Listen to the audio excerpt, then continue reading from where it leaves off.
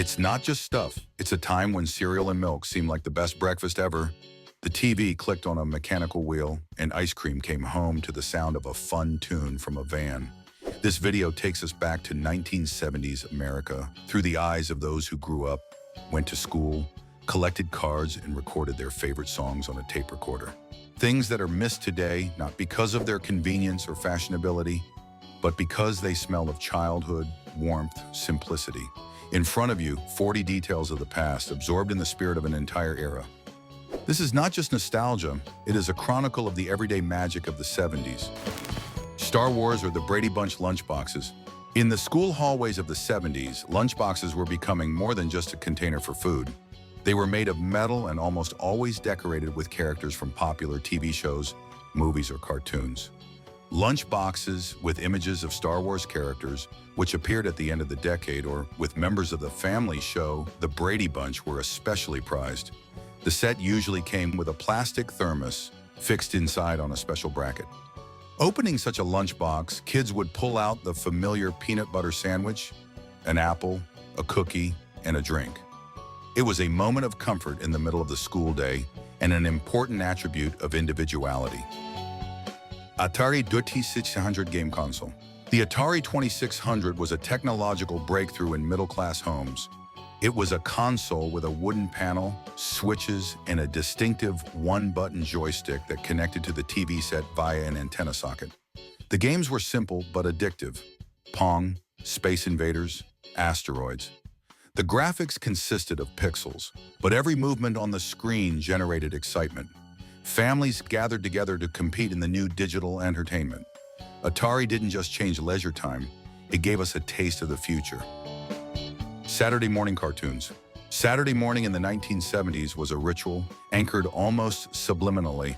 It wasn't just a day of the week, it was an event with a clear sequence of activities behind it. A child would wake up early, often before 7 a.m., in silence while the house slept. Without waking his parents, he would slip barefoot into the kitchen, pour a bowl of cereal. Frosted Flakes, Captain Crunch, or Fruity Pebbles. Pour milk over it, sit down in front of the TV and turn it on with a click. On the screen, with a characteristic background of interference and light hissing, a block of cartoons started, composed especially for children's audiences. It went on for several hours without interruption for serious television. It was the only guaranteed time in the week when the air belonged exclusively to children. Parents, if they were on their feet, went about their business. Breakfast, newspaper, coffee, and stayed out of the way. No one changed the channel or asked to turn down the volume. The TV became a window to a fantasy world where everything was possible. The programs came one after another. Scooby-Doo, Where Are You? The Jetsons, the Flintstones, Super Friends, Josie and the Pussycats, Tom and Jerry, Fat Albert, and the Cosby Kids, the Bugs Bunny Show. Each show had its own rhythm, characters, backstory, and a song the kids knew by heart. The visual style differed. Somewhere there was the broken graphics of Hanna-Barbera, somewhere the smooth animation of Warner Brothers, but all of them were united by a common goal: to entertain, not to burden with moralizing, just to let the child be in his own world. Between the episodes, there were commercials. And it wasn't just advertising, it was an extension of the viewer's experience. They showed toys, new Barbie dolls, Hot Wheels racetracks, G.I. Joe figures, Lego constructors. Cereal was advertised with mascots, songs, and skits that were repeated in school. Often children memorized advertising slogans as clearly as they memorized the lines of cartoon characters. Records on the turntable. In the 1970s, listening to music was not just a background, not an accompaniment to business, but a separate, independent activity, almost a ceremony. The center of this ceremony was the vinyl record, round, black, smooth, glossy, reflecting the lamps, the sunlight, and the room's furnishings. Each album was not just a carrier of sound, but an object that was held in the hands, examined, passed from hand to hand, put on the shelf as an exhibit. Album covers were large, often fold out. This was the first visual contact with music. Artists, photographers, designers worked on the design, and the musicians themselves often turned the cover into an artistic statement. On the inside, there were often printed lyrics, acknowledgments, short essays about the record, and photos of the band. Before listening, the record was carefully removed from the envelope by holding the edges to avoid leaving imprints. The thin inner wrapper, often made of rice paper or heavy cardboard, was then removed. It was wiped with a special anti-static brush to remove dust before insertion. The movement of the needle across the record was accompanied by a slight crackling sound, creating the illusion of being in a room with musicians. The turntables were with automatic or manual tone arm feed. Setting the needle to the beginning of the first track was a moment of precision. At the first sounds, the record came to life. There was no fast forwarding or random scrolling. The album was listened to in its entirety, from the first to the last track. This was the format in which the music was conceived, as a coherent flow, as a story. The compositions went in a certain order, which itself was part of the artistic concept. The sound from vinyl was not perfect. It was warm, rounded, with a characteristic analog coloration. The hissing, small clicks, and artifacts were not annoying. They emphasized the materiality of the sound, its corporeality. The vinyl sounded alive, and this feeling made the music closer. People collected record collections, organized them by genre, alphabetically by mood. Every home had a stack of favorites, albums that could be listened to over and over again. The music became visually and physically tangible. It was real listening, with attention, with ritual, with total immersion. Cassette recorder with play record buttons. Home recordings were made possible by cassette recorders. The most valuable were the devices with the radio recording function. To catch the right song, you had to wait, sit with your finger on the record button and press it in time when the broadcast started. Sometimes the DJ's voice got into the record, sometimes the rustles of the airwaves, but it only added authenticity to the mix. The cassettes were hand-signed and labeled, and sharing them became a culture. Magnetophones were used not only for music, but also for diaries, sound postcards, one-actor theaters. It was a universal means of self-expression. TV with rotary channel selector. Televisions of the 1970s were not thin panels, but real furniture objects, heavy with deep backs and wood-finished casings. Most often, they stood in the living room on their own legs or were built into dressers. The screen was relatively small, but that didn't bother me. The attention was focused on it, and it literally gathered the whole family around it. On the front panel, on the side or under the screen, there was a large round knob for changing channels, the main navigational element of the era. Each movement of the knob was accompanied by a distinct mechanical click. The device didn't just switch frequencies, it physically moved a contact inside the mechanism. There weren't many channels, 3 or 4 major national channels, ABC, CBS, NBC, and a couple of local channels depending on the region. To change from one to the other, you had to get up, walk over to the TV, and manually turn the knob. This was not a metaphor, but a mandatory movement. No remote control, no laziness. On top of the case, there were almost always antennas, so-called rabbit ears, 2 metal rods that could be extended, bent, and slid apart at different angles. Setting up the signal was also a process. One family member would twist the antenna, while another would yell from around the corner, "Stop! That's better! No, back!" The picture could jump, streak, or become covered with snowflakes, small black and white dots that appeared when the signal was weak. Sometimes a piece of tin foil was screwed to the antenna to strengthen the signal, or fingers were used to catch the wave. The image on the screen wasn't perfect. Colors could float, blacks would fade to blue, sound would slightly phoned in, but it was a window to the world. News, late-night shows, sitcoms, games. People didn't just watch TV, they interacted with it. It required participation, patience, and even respect for the process. The television in the house was the center of attraction. In the evening, the family would gather in front of it like a fireplace. Television programs were on a schedule. You couldn't re-watch what you missed. There was no pause, no rewinding. Once started, the program went on, and that was it. That's why tuning in, clicking the knob, and hitting the exact right minute created tension, giving the viewing a special value. Each switch on was a small technical feat, after which the magic of the airwaves began. Rubik's Cube and other puzzles. The plastic cube with multicolored faces became a real sensation at the end of the decade. Its appearance was accompanied by excitement.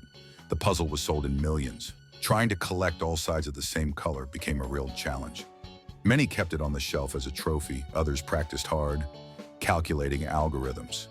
Along with the cube, puzzles like the Snake, Simon, and Magic 8-Ball were popular. All these toys had one thing in common. They made you think and involved you in the game seriously. Ice cream from the bell truck. Brightly colored vans with pictures of ice cream and cheerful music drove slowly through residential neighborhoods. Cars with vinyl seats. The cars of the 1970s were the embodiment of a certain philosophy. Powerful, spacious, no frills, but with character. The interiors of these cars had a recognizable style, and one of its main elements was vinyl seats. Smooth, shiny, often monochrome. Black, dark blue, brown, burgundy. They immediately stood out by their texture. To the touch, they were dense and slightly sticky, with a characteristic odor, especially in the heat. In winter, they became icy cold, so much so that it was unpleasant to sit down. In summer, on the contrary, they were so hot that they could burn exposed skin. This was especially painful in shorts. When trying to stand up, the seat felt as if it was pulling on the thigh. Many people put towels under themselves to keep them from sticking. Nevertheless, it was standard for its time, and no one complained. It was just the way it was for everyone. Air conditioning was rare in the saloons, and even if it was, it often did not work. The windows were rolled down manually with twisting knobs, which was done by the person sitting at the window. While driving through the ajar windows, hot highway-smelling air, mixed with smells of gasoline, asphalt, freshly cut grass, depending on the route, rushed into the cabin. Safety, as understood at the time, was very different from today's standards. Seatbelts were either absent or ignored. This was especially true in the back seat. Children were free to crawl around the cabin, lie down on the bench, sit on their parents' laps in front, sometimes standing between the front seats holding onto the backrest. No child seats, no belts, no rules, and it didn't bother anyone. The cabin itself was seen as part of the family space. During long drives in the back seat, we read comic books, played Guess Where the DJ's Phrase Ends, ate sandwiches from a box, and slept watching the lights go by outside the window. The glove compartment was stuffed with maps, tissues, flashlights, sometimes a pack of cigarettes or chewing tobacco. Some cars had small fans mounted on the front panel and foam cubes hanging from the mirrors, a visual symbol of carefree cool. Lava lamp. Lava lamps became a popular interior element, especially in the rooms of teenagers. Cards with bubblegum and baseball players. Collectible baseball cards were sold at every grocery store or newsstand. Inside the package were several cards and a piece of chewing gum. Stiff, powdery, and strongly scented with artificial strawberry or mint flavoring. The cards were mini portraits of athletes in uniform, with stats, number of hits, batting average, home runs. Kids assembled entire teams, bragged about duplicates, traded, created stacks of cards, and had battles. Some glued them on walls or kept them in special albums. It was a mixture of sporting interest, excitement, and the first form of collecting. Roller skates with 4 wheels. Before the advent of rollerblades, the basic model was rollerblades on 4 wide wheels, often with white or orange shoes and leather straps. They skated on them on the asphalt, schoolyards, parkings, and in special roller dromes with disco lights and dance music. Popular were roller skating parties where Bee Gees or Donna Summer were played, and teenagers organized real dances in motion. High socks with colored stripes, bright t-shirts, and wide shorts became an obligatory part of the image. Roller skating was perceived as a lifestyle, freedom, music, sport, and flirting at the same time. Telephone with disc dialer. Desk phones of the 70s were massive and in a variety of shades from creamy beige to olive to bright orange. Instead of buttons, a disc dial was used, a plastic wheel with numbers, into which a finger was inserted and then rotated as far as it would go. Each call was accompanied by a distinctive sound and clicks. The number had to be memorized or written down in a paper phone book. The wire was long and often spiraled, allowing you to take the receiver to a corner of the room to talk away from everyone. Conversations stretched for hours, especially with teenagers. It was a slow, thoughtful conversation where pauses sounded natural. Shaggy carpets and psychedelic wallpaper. Interiors of the 70s featured bold color schemes. Long wool shag carpets were often green, orange, or burgundy in color and created a feeling of softness underfoot.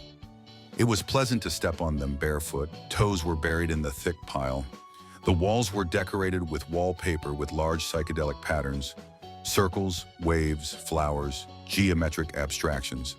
Such patterns created a sense of movement and energy, especially in soft lighting. The rooms looked like frames from a music video or an art movie of the time. The aesthetics of the interior expressed the spirit of freedom, exploration, and visual pleasure. Commercial jingles. Commercials of the 70s were memorable not only for their images, but also for their musical phrases. Jingles were short, rhythmic, and easy to commit to memory. Among them, "Have a Coke and a smile," "I'd like to teach the world to sing," or "Give me a break, break me off a piece of that Kit Kat bar." These phrases were played from the TV, radio, and picked up by kids in the yard or at school. In some cases, the jingle became more popular than the product itself. Music and advertising served as a slogan. It sold a mood rather than a product. Single-tape cinemas. Unlike modern multiplexes with dozens of screens, in the 70s, most theaters showed only one movie at a time. The building was often Art Deco or retro modern, with a bright neon sign that would light up in the evening. Lines stretched outside, especially if a blockbuster like Jaws or Star Wars was showing. Tickets were sold at a window on the front, often torn off the paper tape by hand. Inside, the smell of real buttered popcorn, the dimly lit auditorium, the red seats, the crunch of rustling packages. Watching a movie was an event that was prepared for like a holiday. The lights went out and the hall was immersed in the magic of the movie. Love notes on paper. In an era before cell phones and the internet, teenagers communicated their feelings through notes. A small piece of paper, neatly folded in the shape of a triangle, could contain just one phrase. "I like you." "Do you like me?" "Yes." "No." "Maybe." These messages were passed on through friends, left in school lockers, or tucked into textbooks. The handwriting, the color of the pen, even the smell of the paper, everything mattered. The replies sometimes came with a new note, and sometimes with silence. These simple gestures were real mini-dramas of youth, full of excitement, hope, and sincerity. The electronic game Simon. Simon was a bright, round device with 4 colored segments: red, blue, green, and yellow. The game emitted a sound sequence that the player had to repeat exactly by pressing the segments in the correct order. With each round, the sequence became longer, and the game required more and more concentration and memory. Simon was simple in design, but instantly addictive. The device glowed in the dark and made recognizable sounds, turning any room into an entertainment zone. It was taken to parties, used at family gatherings, and became one of the symbols of the early electronic gaming era. TV dinner in an aluminum tray. Semi-finished meals packed in divided aluminum containers became a symbol of the new rhythm of life. Such dinners were sold in supermarkets and stored in the freezer. Inside were boxes of meat, mashed potatoes, vegetables, and a small dessert. The container was put in the oven and dinner was ready in half an hour. Especially popular were brands like Swanson's. These dinners were often eaten in front of the TV, on special trays with legs to stay in front of the screen. It was a mixture of comfort, technology, and a new image of American life, in which food was increasingly adapted to the rhythm of entertainment. Traveling in a vehicle without seatbelts. Road safety was not yet a priority and seatbelts were rarely used, especially in the rear seats. Children moved freely around the cabin while driving, lying down on the seat or standing between the front seats, leaning on the backrests. Some fell asleep, stretched out across the seat. Others played with the views outside the window. Long-distance trips were accompanied by music from the radio, with stops at gas stations and diners like Howard Johnson's. The car was a space of adventure, freedom, and a sense of the endless road, a place where important conversations, arguments, laughter, and just time together took place. Flakes with a toy inside. The boxes of cornflakes were more than just breakfast. They were treasure. Inside, among the rustling contents, there was a toy hidden. A minifigure, a ring, a sticker, a plastic surprise. Some brands like Cap'n Crunch or Frosted Flakes specifically emphasized the gift inside by placing a brightly colored arrow on the package. Collect them all. Kids would dig through the entire box with their hands for a toy, despite their parents' protests. Often the toys came in series. They collected whole sets, swapped them with friends, glued them on lockers. It was the first introduction to the excitement of collecting, built right into the morning routine. Rotating comic book stands in stores. Virtually every supermarket or drugstore had a comic book rack, a metal frame spinning on its axis. On each side were dozens of issues: Marvel, DC, Archie, Richie Rich. The comics were thin, glossy, smelled of fresh paint and cheap paper. Kids would spend half an hour at these stands, flipping through the pages, reading on the go, even if they weren't going to buy. It was a portal to a world of heroes, drama, and wonder. School textbooks with paper covers. Students were given textbooks that had to be wrapped in paper, most often brown grocery bags. The covers were decorated with drawings, names, hearts, and slogans.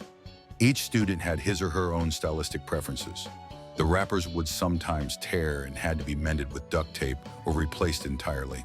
Pencil notes, secret notes from classmates, or even written homework assignments were often left on the pages of the books. These textbooks lived with the student for the whole school year, and by the end, they became a part of his biography.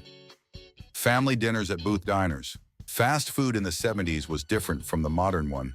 Food was not on the run, it was part of the ritual. There were small diners with brightly colored booths and glass booths. Orders were placed at the counter, but often brought to the table. Burgers, fries, milkshakes, and glass cups. At the tables sat families, school children, teenagers after school. Inside, music was playing. Radio hits from the 70s. Everything was bright. The red seats, the neon lights, the open kitchen. These places became more than just about food. They were localized meeting points, socializing and observing life around them. Easy Bake Oven and Creepy Crawlers kits for kids. For girls and boys, there were their own creation kits. One of the most popular was the Easy Bake Oven, a compact toy oven with a light bulb inside that could actually bake a mini muffin or cookie. It came with little molds, powder mixes, and plastic accessories. For boys, there were sets like Creepy Crawlers in which you had to pour special rubber into insect molds and cook them on a small stove, getting in the end brightly colored bugs and worms. These toys gave a sense of real craftsmanship, of being involved in adult activities, and were especially welcome at Christmas. Vending machines with sodas in glass bottles. They stood in eateries, at the entrances to stores, in parks, and at gas stations. The machine itself was a metal cabinet with a horizontal slit into which coins were inserted. After payment, one had to slide one of the bottles forward by hand and pull it out through a special slot. The bottle was glass, cold, wet from condensation. The sodas were real Coca-Cola, Dr. Pepper, Orange Crush, no syrupy substitutes. We opened the lid right there at the built-in bottle opener. We drank standing up on the spot without moving away. Sometimes the bottles were returned for money. It was a clear, concrete experience. Gesture, sound, taste. A simple working system with no unnecessary packaging or branded canopy. Filming family events on the Super 8. Super 8 format cameras were the main chroniclers of the 70s. Sound wasn't always recorded yet, but the image was rich, slightly jagged, with a characteristic grain. We filmed everything: birthdays, trips to grandma's house, school performances, Christmas at the tree. After shooting, we had to give the film to the developer and wait a few days. Then the projector would be turned on, a white sheet or sheet would be stretched, and the whole family would watch the movie to the sound of the motor in the dark, with my father's commentary and my mother's laughter. It was a visual family tree in motion, a real memory that could be scrolled backwards if the projector lamp wasn't too bad. Sears, JCPenney, and Montgomery Ward home catalogs. Before the holidays, half-inch thick catalogs arrived in mailboxes. It was the equivalent of Amazon, but in paper form. The whole family would leaf through them, circling the gifts they wanted with a pen. In the toy section, dolls, trains, board games, children's kitchens, cars. In the clothing section, suits, jeans, boots, winter jackets. Some people placed orders over the phone. Others went to the nearest Sears with the article cut out. These catalogs were a visual encyclopedia of consumer dreams. They didn't just flip through them. They lived on the kitchen table for weeks until they became a ragged, scribbled guide to desire. Street games, Red Rover, Foursquare, Kick the Can. In the absence of gadgets and consoles, street games were an essential part of childhood. Red Rover, when two teams lined up in chains and challenged their opponents to run and break formation. Foursquare, a ball game played on chalk-marked asphalt. Kick the Can, hide and seek with an element of chase and tactics. All games were minimalist in equipment, but deep in involvement. All kids on the street participated, no age restrictions. No one called ahead of time. They just went out on the porch and yelled, "Who's coming to play?" It started with a couple people and ended up being a whole yard party until the sun went down and the shout went out, "Dinner!" Board games, Clue, Monopoly, Life. Board games in the 1970s weren't just pulled out a couple times a year. They were part of everyday leisure time. Evenings were spent gathering around the table with families or groups of friends. Clue, a detective game with cards, rooms, and guns where everyone wanted to be the first to prove who killed, with what and where. Monopoly, an endless session of fierce competition, negotiation, and family grudges. The game of life, a simulation of growing up with a machine into which multicolored pegs were inserted. Games went on for hours, some played by their own. Modified rules, the field creaked, chips were lost, money was crumpled. But the process was more important than the outcome. Phone booths with yellow directories. Although many people had home telephones, phone booths were everywhere. Outside stores, schools, parks. Inside was a metal machine with a receiver on a cord and a thick reference book on a chain. First you tossed a coin, 10 or 25 cents. Then you dialed a number, a long, slow motion on a disc dial. Sometimes you had to wait for a dial tone or call several times. People were having serious conversations, leaning against the glass wall. Inside the booth smelled of metal, dust, and sometimes cigarettes. It was a private space in a public environment, a temporary booth to communicate with the outside world. Glass garlands and Christmas tree decorations. Holiday decorating in the 70s had its own recognizable handwriting.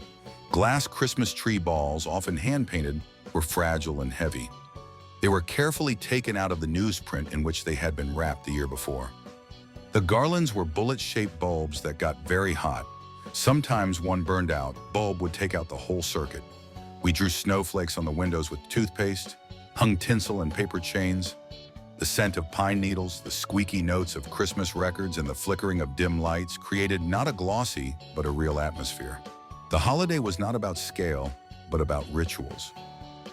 Hand-whipped milkshakes in glass cups. Before the era of McDonald's as the standard, milkshakes were served in local diners, where they were whipped up in chrome-plated mixers in front of the customer. The base was ice cream, milk, and syrup, strawberry, vanilla, or chocolate. The thick cocktail was poured into a tall glass topped with whipped cream, a cherry, and a strawberry. It was often served together with the leftovers from a metal shaker. The second portion was left in it. The cocktail was cold, thick, and undiluted. It was cheap, but it felt like a reward. They drank it slowly, watching the street, talking, or playing table machines. Flip calendars with tear-off pages. On the walls, especially in kitchens or offices, hung paper flip calendars. Each day was a separate sheet, some with quotes, others with anecdotes, religious sayings, or facts of the day. In the morning, someone would come up, tear off another sheet, reading aloud. It was part of the ritual, the rhythm of the time.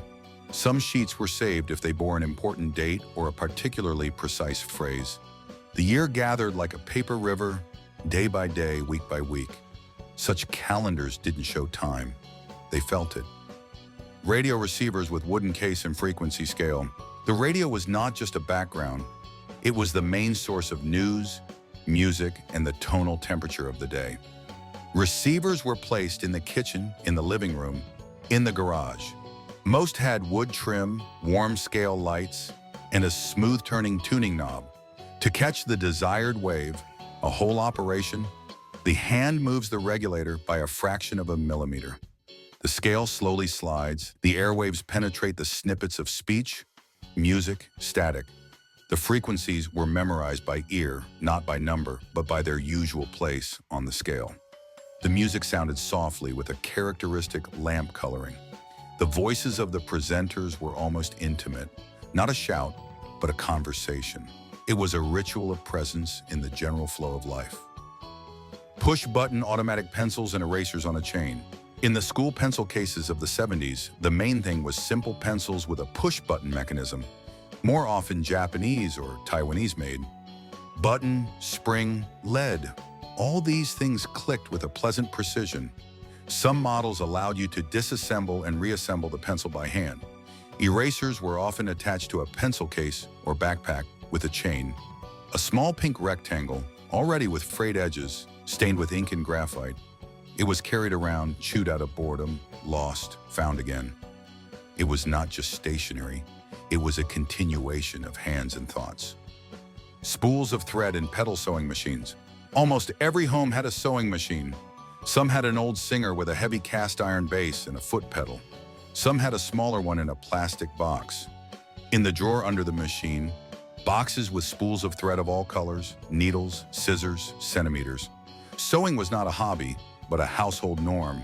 Pants were hemmed, buttons were sewn on, curtains were made. The sound of the machine, steady, rhythmic, with a slight vibration of the table. It was the sound of labor, concentration, economy, and at the same time, creation. The sewing machine united generations and was almost always inherited. Bic plastic pens with 4 colors. Everyone knew these pens. White body, blue cappy, and 4 buttons on the sides. Blue, black, green, red. Each color with a separate ball inside. One paste came out, the others were hidden. Click, click. The sound is recognizable and almost compulsive. This pen was used to make color diagrams, highlight headings, take notes. Ashtrays in cars and smoking everywhere. Before smoking became socially undesirable, it was the norm. Cars had built-in ashtrays, in the armrest, in the front panel, sometimes even in the back for passengers. Next to it was a lighter. You pressed it, waited a couple of seconds, and pulled out the red-hot spiral. Smoking was everywhere. In offices, restaurants, airplanes, hospitals. Even pediatricians could smoke in the waiting room. It was the visual and olfactory layer of everyday life. Smoke in the sunlight, the smell of tobacco, boxes of cigarettes in the glove compartment. And yes, the kids inhaled it all without question, just as part of the landscape. The past is rarely remembered in detail, but it's the little things, like the smell of vinyl, the squeak of rollerblade wheels, the rustle of a comic book cover, or the sound of a phone disc clicking, that become lasting anchors in the memory. Things from the 1970s seem simple, but behind them, there is a whole layer of everyday culture, the pace of life, the way of communication, ideas about comfort and joy. It was a time without smartphones, but with live conversation over the wire. A time when cartoons were waited for all week, and dinner in front of the TV was a special ritual. Those items are gone, but what remains is a warm attachment to a world where everything seemed a little slower, a little more sincere, and a little kinder. If this video reminds you of something dear to you, support it with a like. Write in the comments what from the 70s is especially dear to you, and don't forget to subscribe to the channel. There will be more atmospheric dives into the past, without hurry, without fuss, just with respect for the time that shaped us.